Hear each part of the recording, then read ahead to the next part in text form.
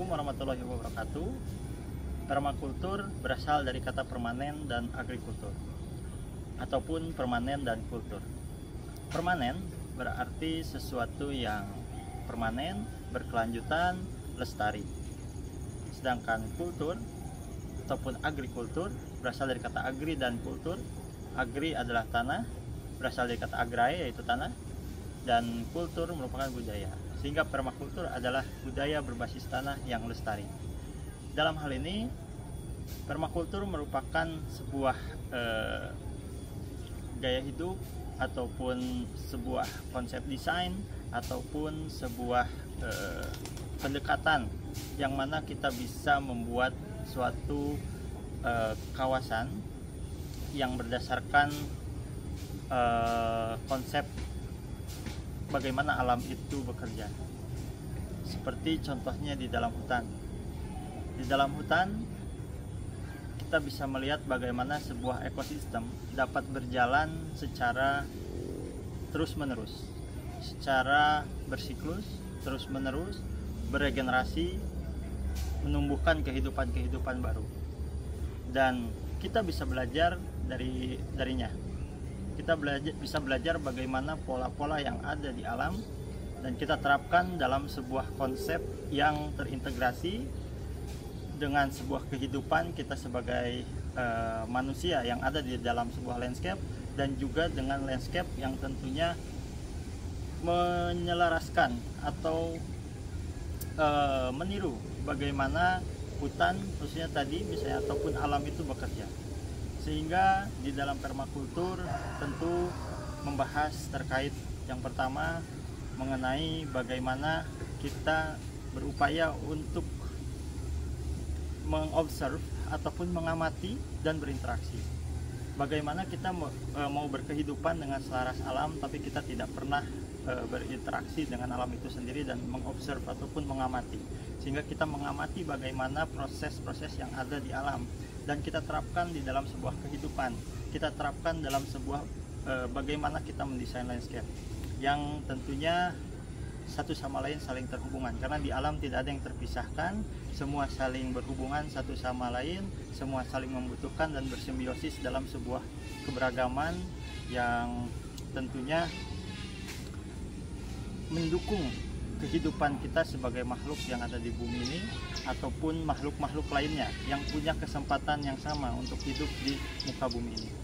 Sehingga dalam hal kita berkegiatan ataupun berkehidupan di sekitar kita, alam itu bukan sebagai sesuatu yang kita eksploitasi, tapi alam itu sesuatu yang kita manfaatkan, dan yang mana dari manfaatnya itu bisa kembali lagi ke alam, bisa kita sebagai fungsi kita sebagai manusia, yaitu tentunya adalah memakmurkan bumi ini, memakmurkan alam ini, menghidupkan kehidupan di bumi ini, meregenerasi tanah, menjaga air,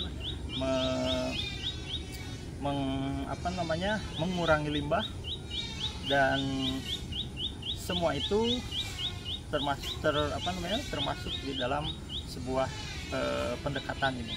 Ya. Jadi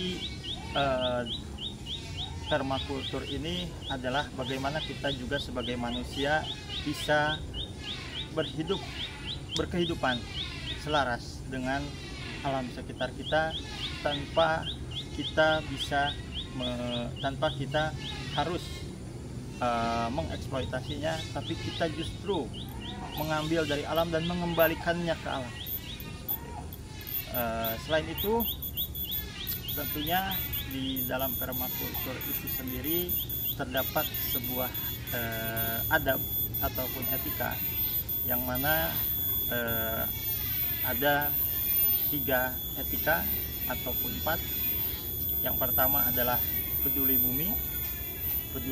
Peduli bumi dalam hal ini adalah peduli bumi itu sendiri bagaimana kita tinggal di bumi ini, dan bumi ini adalah tempat hidup kita selama kita masih di dunia, dan kita diberikan amanah untuk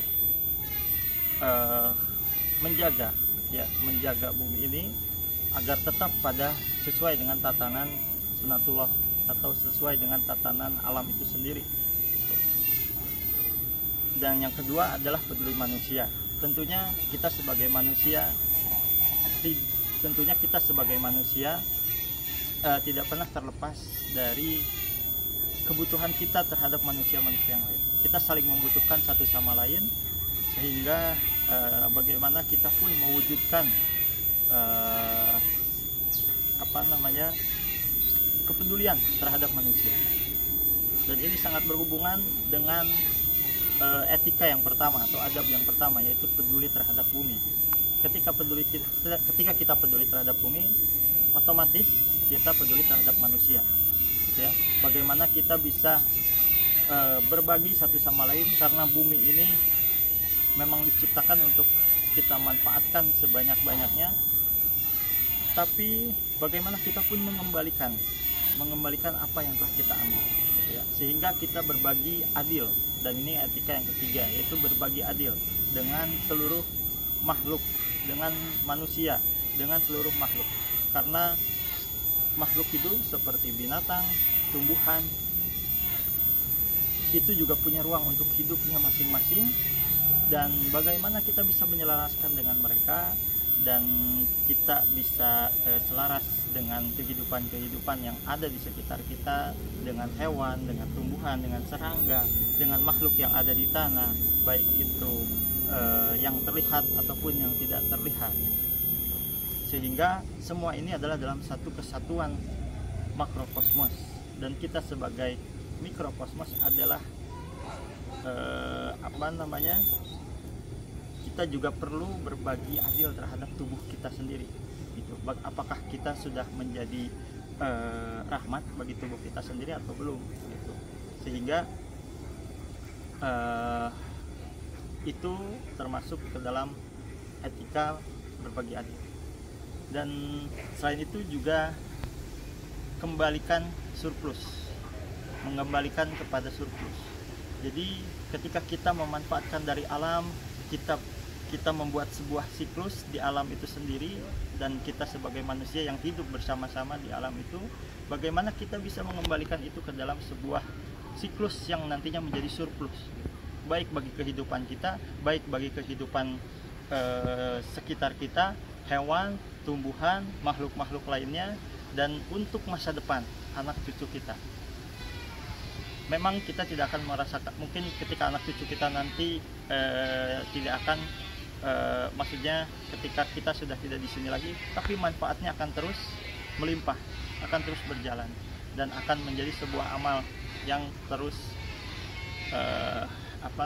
tidak pernah terputus.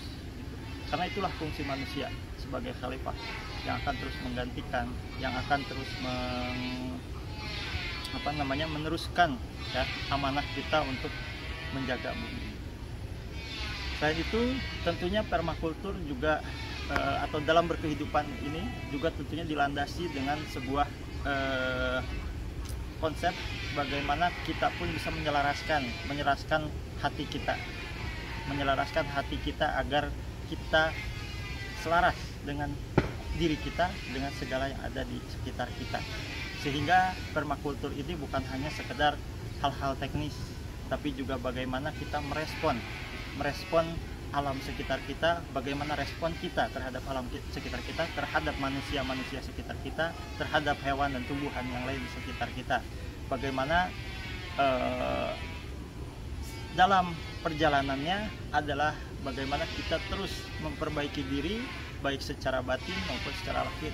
Kita memperbaiki diri terus dalam hal yang tentunya menjadi sebuah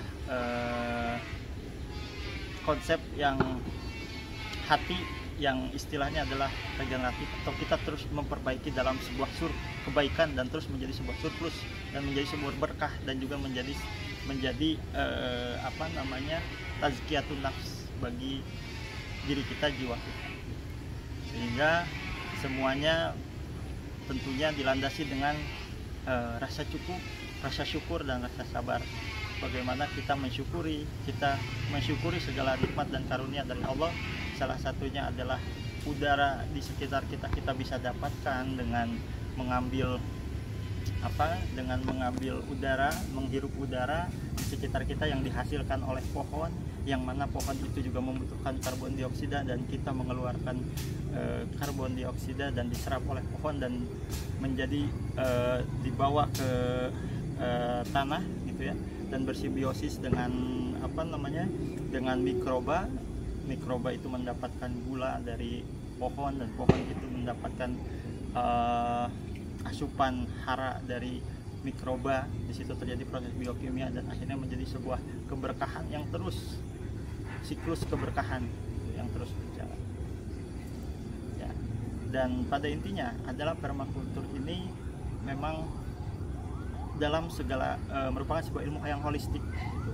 Bagaimana secara landscape kita merespon bagaimana alam itu bekerja, bagaimana secara diri kita memperbaiki diri kita terus menerus, dan bagaimana secara respon dalam keseharian kita terhadap apa-apa yang ada di sekitar kita.